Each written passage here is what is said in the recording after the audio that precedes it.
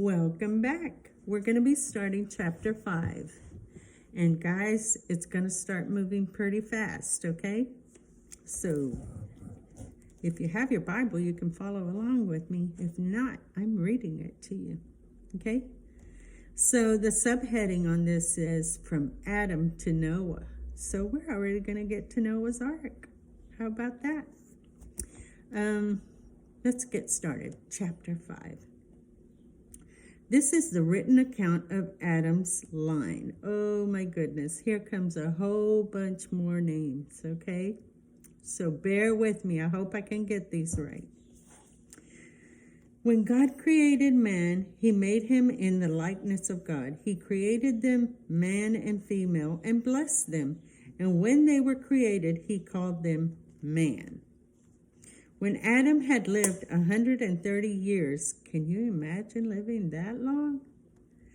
He had a son in his own likeness, in his own image, and he named him Seth. After Seth was born, Adam lived 800 years and had other sons and daughters. Altogether, Adam lived 930 years, and then he died. Can you imagine living 930 years? Wow. When Seth had lived 105 years, he became the father of Enosh. And after he became the father of Enosh, Seth lived 807 years and had other sons and daughters. Altogether, Seth lived 912 years. Whoa. And then he died. When Enosh had lived 90 years, he became the father of Kenan. And after he became the father of Kenan, Enosh lived 815 years and had other sons and daughters. Altogether, Enosh lived 905 years. They were living a long time. Wonder what kind of food they were eating. What was their diet? Were they exercising? What was it? When Kenan had lived 70 years, he became the father of Mahalalel. And after he became the father of Mahalalel, Kenan lived 840 years and had other sons and daughters. Altogether, Kenan lived 910, and then he died. When Mahalalel had lived 65 years, he became the father of Jared. And after he became the father of Jared, Mahalalel lived 830 years and had other sons and daughters. Altogether, Mahalalel lived 895 years, and then he died. When Jared had lived 162 years, he became the father of Enoch. And after he became the father of Enoch, Jared lived 800 years and had other sons and daughters. Altogether, Jared lived 962 years, and then he died. So we're going through a genealogy of sorts here. When Enoch had lived 65 years, he became the father of Methuselah. And after he became the father of Methuselah, Enoch walked with God 300 years, and he had other sons and daughters. Altogether, Enoch lived 365 years. But he died young.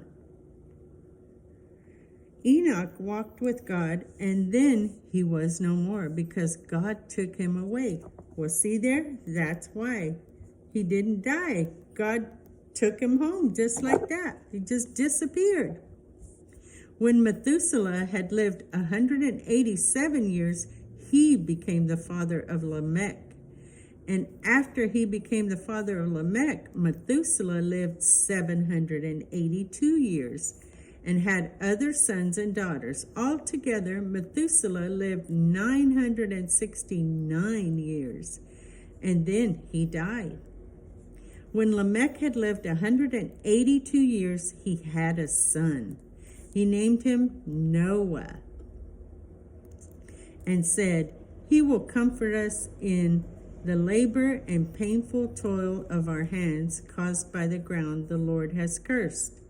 After Noah was born, Lamech lived 595 years and had other sons and daughters. Altogether, Lamech lived 777 years, and then he died. After Noah was 500 years old, he became the father of Shem, Ham, and Japheth. Now see, this, for Noah waited a long time to have kids. He was 500, right? But then, the difference between Noah and all the other ones that we've just gone through is the other ones had kids when they were younger. Noah waited until he was 500. And all the other ones, they only named the firstborn son, and then they say, and he had other sons and daughters. But with Noah, they name all his sons, which is Shem, Ham, and Japheth. So there's got to be something pretty special about Noah, huh? Yeah. Don't forget to subscribe because we're going to start chapter 6 next. Hope to see you.